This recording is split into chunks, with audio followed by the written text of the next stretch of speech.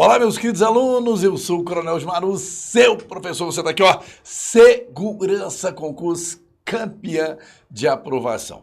Meus queridos alunos, nas aulas anteriores nós debatemos Pacto de São José da Costa Rica, Declaração Universal de Direitos Humanos, descobrimos a filosofia dos direitos humanos, o que são, para quem são, quem deve protegê-los, as 4 gerações, os direitos civis, políticos, sociais, econômicos, culturais, grupos vulneráveis, não é isso? Bom, agora o que nós vamos trabalhar, José?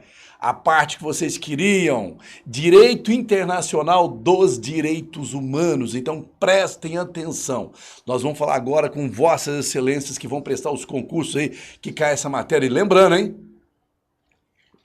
Por força da Lei 13.675, todo concurso que versar sobre carreira de segurança pública no Brasil, Polícia Militar, Polícia Civil, Polícia Penal, Polícia Federal, Polícia Rodoviária Federal, Polícia Ferroviária Federal, Guarda Municipal, todo concurso de segurança pública é obrigatória a disciplina de direitos humanos. Então isso aqui serve para todas as carreiras jurídicas aí do mundo da segurança pública. Nós vamos falar então direito internacional dos direitos humanos, vou falar de tratados, vou falar o que nós vamos encontrar nesse aulão agora para vocês aqui, distribuído nos nossos blocos. Vou falar da ONU, de onde veio e por que veio. Vou falar da Liga das Nações, que foi substituída pela ONU. Vou falar da OEA, Organização dos Estados Americanos. Vou falar do Tratado de Roma.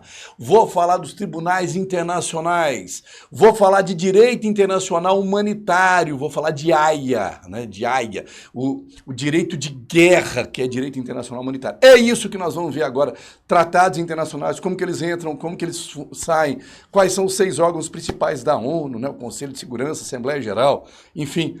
É isso, José, que nós vamos falar agora, sem delongas na tela para vocês. Eu sou o Coronel Osmar, o seu professor. E você está onde? Segurança Concurso, campeão de aprovação. Vamos lá, então.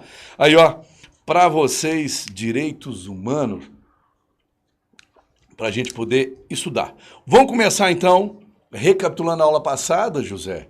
O que são direitos humanos? São um conjunto de normas, de preceitos, de fundamentos, princípios e regras, escritos e costumeiros, que têm por objetivo central preservar a existência da raça humana neste planeta, ameaçado por nós, seres humanos. Então, direito vem do grego directus, aquilo que é reto, humanos, o conjunto de normas que tem por objeto jurídico preservar a existência humana nesta terra. Isso aí que são direitos humanos. E qual a diferença, né, José, na tela aí para vocês?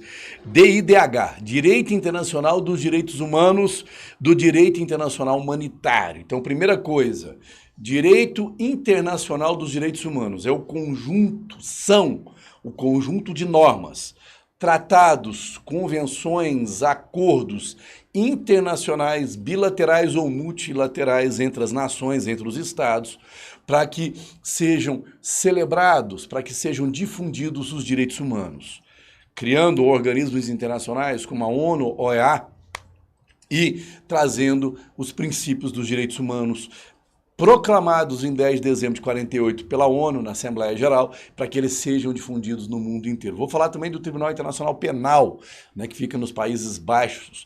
Mas e direito internacional humanitário, José? É o direito que fala de guerra. Vamos lembrar aqui rapidamente, depois da Segunda Guerra Mundial, eu vou voltar a falar isso aqui, depois da Segunda Guerra Mundial foi montado em 1946 o Tribunal de Nuremberg, lá na Alemanha, para julgar os generais nazistas. A grande crítica ao Tribunal de Nuremberg é que ele foi chamado ou tido Tribunal dos Vencedores, ou um tribunal de exceção, porque ele foi criado depois da guerra para julgar os crimes.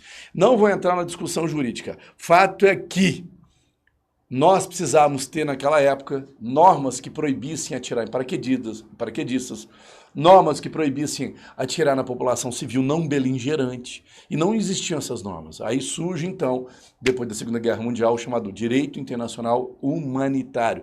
Os tratados internacionais, então nós vamos falar de Genebra, vou falar de Haia, vou falar de Tratado de Roma, proibido atirar em paraquedista, proibido atirar em população civil. Então, são esses tratados que eu vou tratar, que eu vou falar com vocês. Então, de novo, mais uma vez, Direito Internacional Humanitário, que é esse aqui, ó.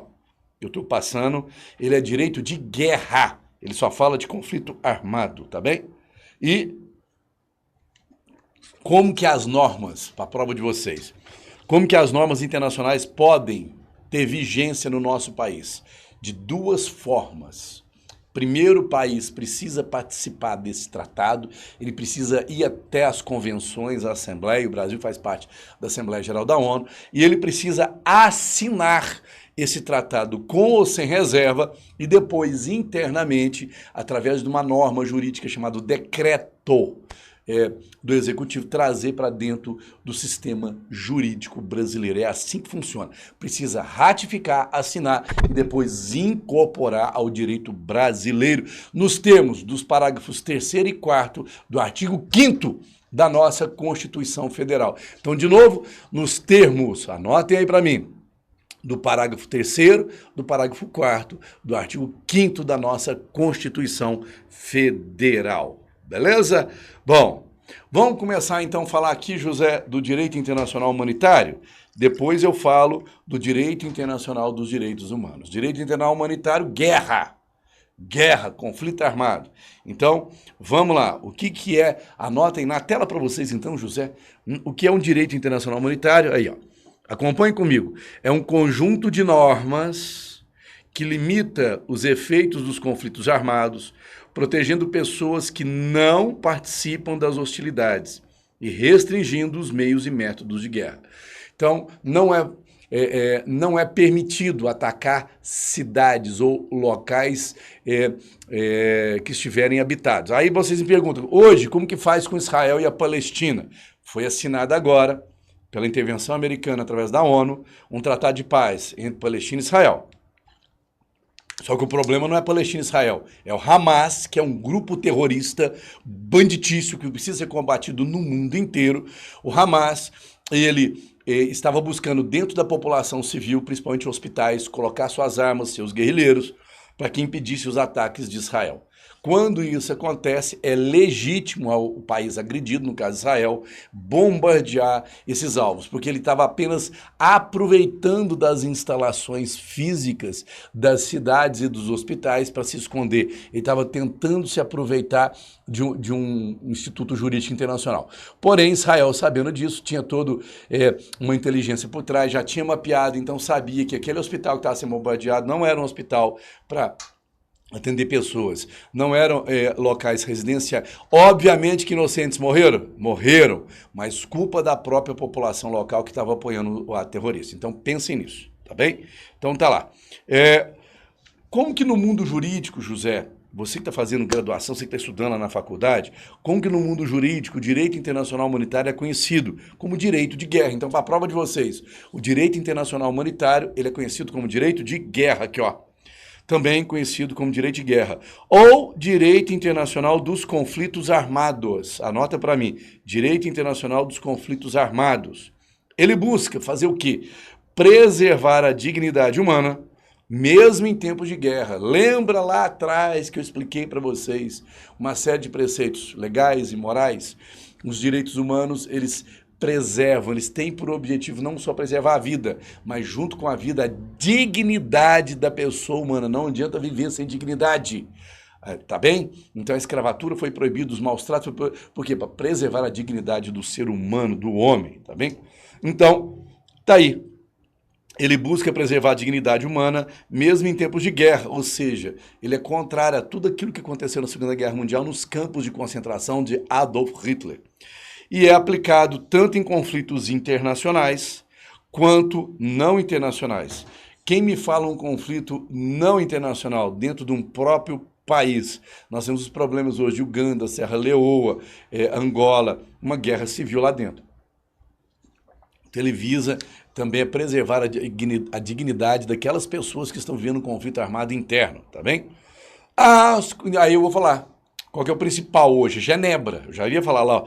As convenções de Genebra, principalmente a 4ª convenção, que eu vou tratar aqui com vocês, José, com muita tranquilidade para a gente poder estudar. A 4ª convenção de Genebra, ela traz um protocolo extremamente importante e o Brasil é signatário. Então, na tela para vocês. Então, as convenções de Genebra são pilares fundamentais do direito internacional humanitário, que é o direito que trata da guerra. Bom, quais são, me desculpem, Quais são, meus queridos alunos, os principais objetivos do direito internacional humanitário? Sem dúvida nenhuma, proteger pessoas. Anota e gruda esses olhinhos na tela. Então, principal objetivo, ou os principais, proteger pessoas. Defende indivíduos que não estão participando ou que já deixaram de participar ativamente das hostilidades. Como? Então, quais são para a prova de vocês? Pessoas que são protegidas pelo direito internacional humanitário. Doentes, militares feridos ou população ferida que não está... Eu estou falando aqui, corta para mim, José, eu estou falando aqui de população, você vai me perguntar, José, mas se é para proteger o civil, por que você está falando do civil não combatente? Vamos relembrar que na Segunda Guerra Mundial, principalmente, quando a Polônia foi invadida pela Alemanha de Adolf Hitler, o exército polonês foi dizimado em uma semana, porque ele sofreu um ataque muito poderoso da Rússia e dos alemães.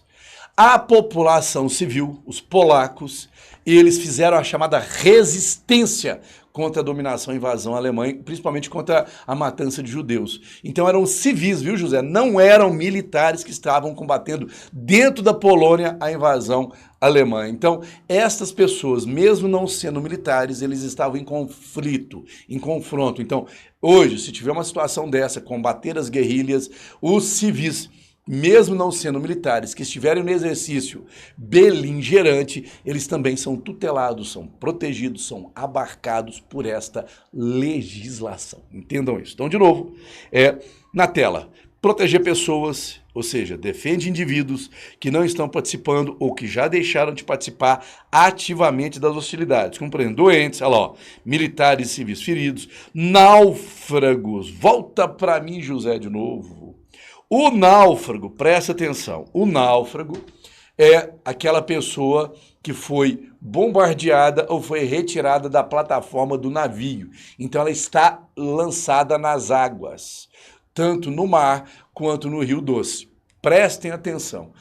O náufrago, ele está fora de combate, ele não consegue se defender, ele não consegue se proteger. É proibido o navio ou virar o armamento, mesmo que seja armamento manual, e atirar em náufrago. É proibido pela Convenção de Genebra. Você sabia disso, José? Que é proibido? Então não pode atacar a pessoa que está aí no mar, porque ele não tem condição de defesa. Da mesma forma que você não pode atacar o paraquedista quando ele estiver no ar, né? Prisioneiros de guerra e civis não beligerantes. Tá aí. Né? Que é mais que o direito internacional humanitário ele procura tutelar e procura proteger, defender, é restringir a guerra, como por exemplo, armas nucleares, né? Na Segunda Guerra Mundial, vou falar um pouquinho mais daqui a pouco dos antecedentes que deram origem ao direito internacional dos direitos humanos, mas na Segunda Guerra Mundial usou-se duas bombas atômicas em Hiroshima e Nagasaki e principalmente na população civil. É proibido. O uso de arma nuclear contra o ser humano é proibido. Então, limita o uso de certos meios e métodos de guerra e estabelece regras sobre a conduta das hostilidades. Você não pode atacar, por exemplo, uma pessoa, um ser humano, com um canhão de 75 ou 120 milímetros.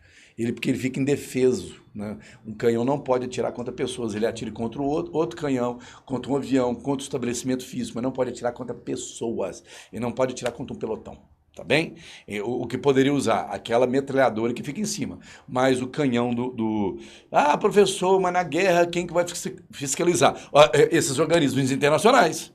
Para isso que tem o tribunal depois, o penal instalado, ok? Mas eu vou falar isso um pouquinho mais para frente para vocês. E, como eu falei, garantir a dignidade da pessoa humana. Pilar indissociável dos direitos humanos. Quais são os pilares, os dois pilares dos direitos humanos que vocês estudaram comigo na aula passada? Vida e dignidade da pessoa humana. Vida, dignidade da pessoa humana. A Declaração Universal foi inspirada em quais valores? Da Revolução Francesa: igualdade, liberdade e fraternidade. Quais são os direitos proclamados pelos direitos humanos, né, divididos em 4 gerações? Civis, políticos, sociais, econômicos e culturais. Primeira geração, civis e políticos. Sociais, econômicos e culturais, de segunda geração. Os de terceira e quarta foram pós-Segunda Guerra Mundial. Direito ambiental, de ecologia, etc. Vocês já estudaram isso comigo. Só estou relembrando-os. Tá bem? Bom, quais são as fontes e aplicação do direito internacional humanitário para a sua prova? Focada agora na sua prova, meu querido aluno. Tá aí, ó. O direito internacional humanitário na tela para vocês. Ele é composto por tratados internacionais, né? Vou falar de Genebra com vocês. Como, por exemplo, as convenções de Genebra, os seus protocolos adicionais e por normas costumeiras chamadas consuetudinárias, mas principalmente os tratados e as convenções internacionais, limitando o poderio bélico. E qual que é a sua aplicação, né? Ele é aplicado em conflito armado, guerra. É aplicado o direito internacional humanitário especificamente em situações de conflito armado, diferenciando-se do direito internacional dos direitos humanos, que eu vou explicar daqui a pouco, que é aplicável em tempo de paz, em tempo de guerra. Então, corta para mim, José, por favor. Presta atenção, meu querido aluno. O direito internacional humanitário, ele só tem vigência, ele só tem aplicação durante o período de guerra.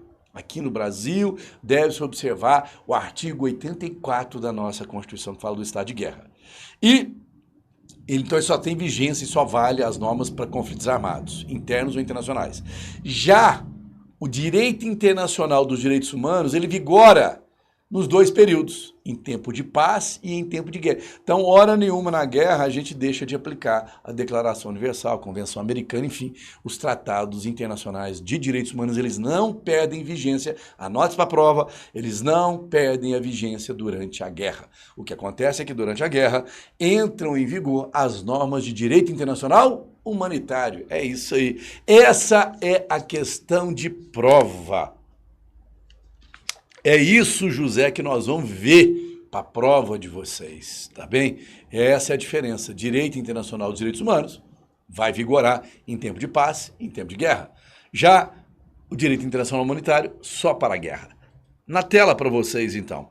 E qual que é a responsabilidade dos países, dos estados?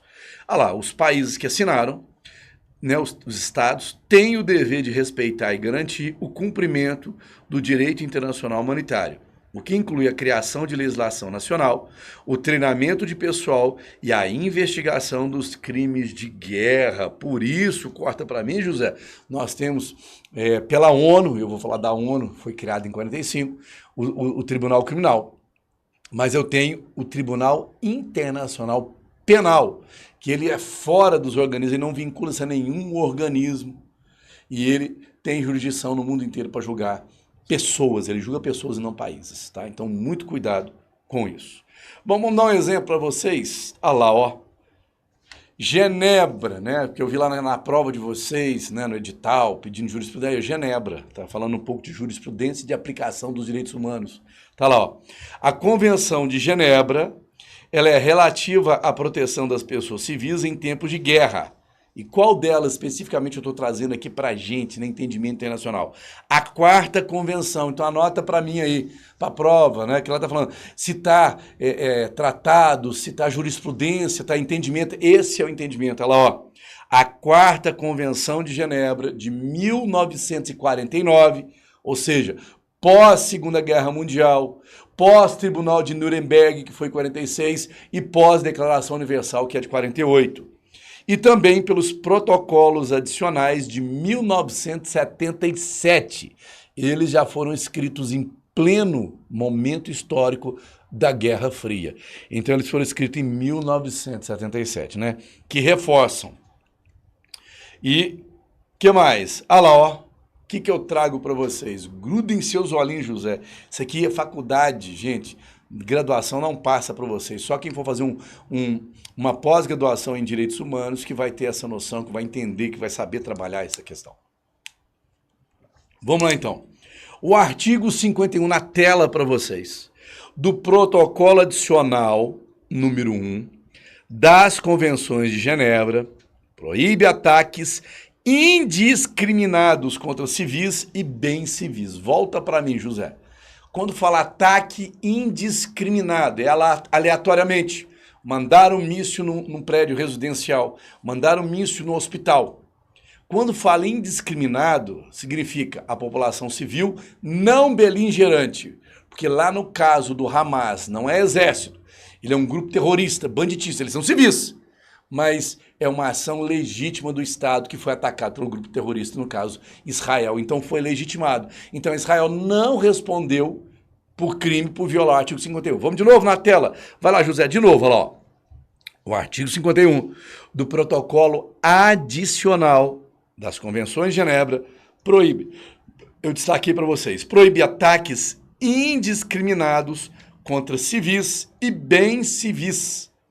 Além disso, o artigo 27 da 4ª Convenção de Genebra estabelece que as pessoas protegidas devem ser tratadas com humanidade em todos os momentos e protegidas contra atos de violência e ameaças. Voltem para mim, por favor, doutor José. Então, é proibido levar essas pessoas para campos de concentração. É proibido o castigo, é proibido o esculacho contra elas.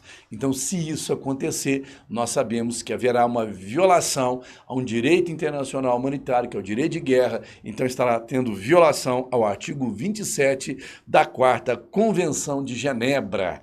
Tudo bem? Então, lembrando, nós assistimos à 4ª Convenção em 1949, exatamente depois da Declaração Universal dos Direitos Humanos. Na tela para vocês, olha lá. Ó. Vamos ver o artigo 51, então, na totalidade, já que eu mencionei? Olha lá, ó. Proteção da população civil, direito internacional humanitário, direito de guerra. Olha lá, ó. O que fala o artigo 51 da 4ª Convenção de Genebra, de 1949?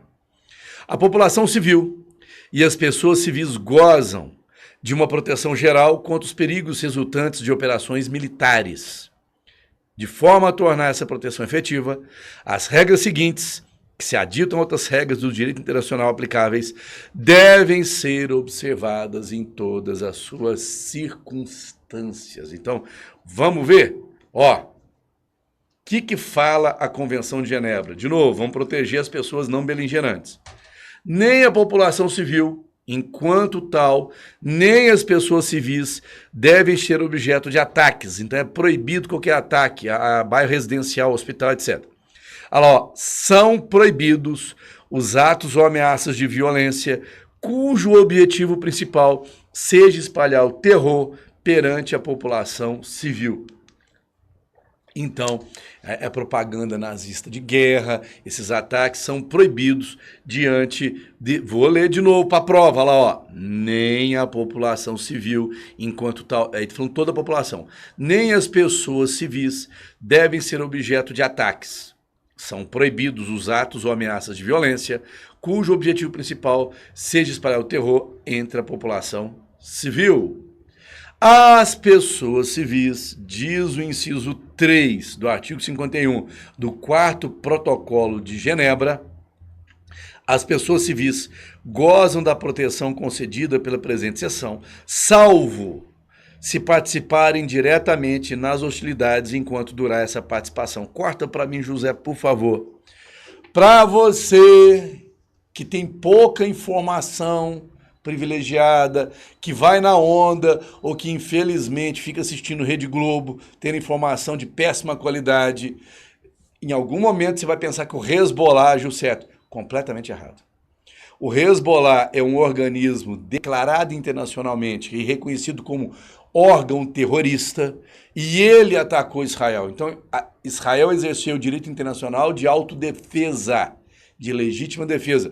Então, quando Israel mandou mísseis para atingir o Hezbollah não pôde invocar o item 3 do artigo 51. Vamos de novo, José, por conta disso lá, ó. As pessoas civis, no caso aqui os terroristas do Hezbollah,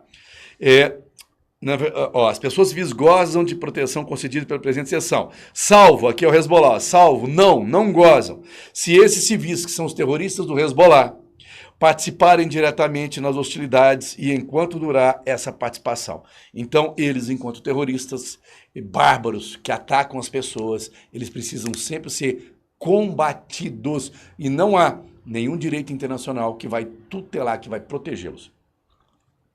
Tudo bem? Vamos passar aqui. Bom, serão considerados como efetuados sem discriminação, dentre outros, os seguintes tipos de ataque. Aí é o que o Hezbollah fez. O que ele fez? Olha lá, ó. Vamos ver? Os ataques por bombardeamento, qualquer que sejam os métodos ou meios utilizados, que tratem como objetivo militar único um número certo de objetivos militares nitidamente separados e distintos, situados numa cidade, aldeia ou qualquer outra zona contendo concentração análoga de pessoas civis ou bem de caráter civil. Isso acontecendo não vai configurar legítima defesa, ou seja, é um ataque sem discriminação. Só pode, então, existir ataque entre os entes beligerantes. Que mais são considerados como efetuados sem discriminação? Letra B, os ataques de que se possa esperar que venham a causar incidentalmente perda de vidas humanas na população civil. Grifo isso aqui para a prova de vocês. Então vai causar perda na população civil. Ferimentos nas pessoas civis, danos nos bens de caráter civil, como prédios, por exemplo, ou uma combinação dessas perdas e danos em bens civis, em pessoas civis, que seriam excessivos relativamente à vantagem militar concreta e direta esperada. Volta para mim, por favor, doutor José. Agora, o que o Hezbollah fez? Ele colocava o seu armamento, inclusive granadas, mísseis dentro de hospitais, e usavam aqueles túneis subterrâneos para poder chegar até lá na faixa de Gaza e atingir Israel. Através da Mossad, o serviço de inteligência, descobriu que aquele hospital, que só tinha plaquinha de hospital, na verdade, era uma fachada do Hezbollah. Então, quando ele foi bombardeado para localizar, muitas pessoas que desconheciam as regras internacionais criticaram. Mas é normal criticar sem saber. Agora você já sabe que não foi um ataque indiscriminado. Ele foi tecnicamente legitimado. Tudo bem? E presta atenção, são proibidos os ataques dirigidos a título de vingança, represália contra a população civil ou pessoas civis. Então as bombas de Hiroshima e Nagasaki, hoje, elas são proibidas. Nós não se pode lançar uma bomba na população civil em represália. Então o exército não quer se render, aí você vai bombardear uma cidade. Não pode. Não pode. Apenas alvos combatentes, que são combativos. Beleza? Bom, vamos então relembrar vossas excelências agora de um contexto histórico, José, do direito internacional dos direitos humanos. Vamos fazer uma recapitulação histórica? Vamos lá. Como então que nascem estas regras e por que elas nascem? Lembrando que a Declaração Universal também tem a mesma origem, ela vai nascer a partir das graves violações. Bom, o mundo, no século XIX, 1890 por aí, ele entra na industrialização. A Inglaterra é a primeira a fazer a Revolução Industrial e os países buscam, os chamados territórios de sobrevivência, e o survive. Então, para a sua sobrevivência, os espaços vitais, segundo os alemães, da Tambakstadt, eles buscariam esses espaços para a própria sobrevivência da sua nação. Então eles colonizaram vários locais para buscarem matérias-primas. As pessoas do interior foram para a cidade para poder trabalhar nas fábricas. Começaram a viver péssimas experiências, jornada de trabalho muito exaustiva, uma qualidade de vida baixa, a cidade sem saneamento básico, sem infraestrutura, sem transporte. Ficou uma situação muito dificultosa. Fato é que, na virada do século para 1900, os países estavam ali muito tensos entre si, buscando essa industrialização e a autonomia um em relação ao outro. Cada um queria ser autônomo para poder produzir maior número de riquezas. Nesse viés, o Império Otomano e o Austro-Húngaro se juntaram à Germânia, à Alemanha, e eles fizeram uma ofensiva contra a Europa na busca dos seus espaços vitais, na busca de matérias-primas, na busca de poder. Resultado, Primeira Guerra Mundial. Primeira Guerra Mundial, então, teve lá a Alemanha como principal protagonista, mas apoiada pelo Império Otomano, Turquia apoiou nessa primeira fase. O Império Austro-Húngaro. Acontece que a Inglaterra já industrializada, já com com canhões que substituíram os mosquetes, que substituíram, né, com cápsulas, e, enfim, os navios agora chamados encouraçados, os tanques de guerra leves, já com couraças de metal, mudou completamente a forma de guerrear. A Primeira Guerra Mundial foi chamada Guerra de Trincheiras, né? Então, caminhava-se muito, eles iam construindo trincheiras até um chegar perto do outro. O avião, pela primeira vez, é lançado, lança bombas e gás nas trincheiras, e, enfim, no final da Primeira Guerra Mundial, nós tivemos aí mais ou menos 12 milhões de mortos capitalizados. A Inglaterra, a França, a Itália, ela fica na Primeira Guerra Mundial ao lado dos aliados, e a Alemanha, quando perde, o Império Otomano, quando perde, ela foi obrigada a assinar sua rendição no chamado armistício. Anota para mim. Então, o que foi o armistício? Foi um ritual para se assinar a rendição alemã num trem-vagão em Versalhes.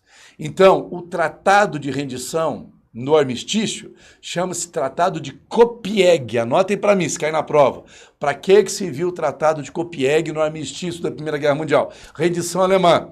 Foi nesse tratado que a Alemanha assumiu toda a responsabilidade pela Primeira Guerra Mundial e ela ficou responsável por pagar toda essa dívida. E acabou que ela só foi pagar essa dívida agora, recentemente, em 2023. Resumindo, através do Tratado de Copiègue, no armistício, no trem-vagão na França, a Alemanha assume a responsabilidade por todos os despojos da Primeira Guerra Mundial.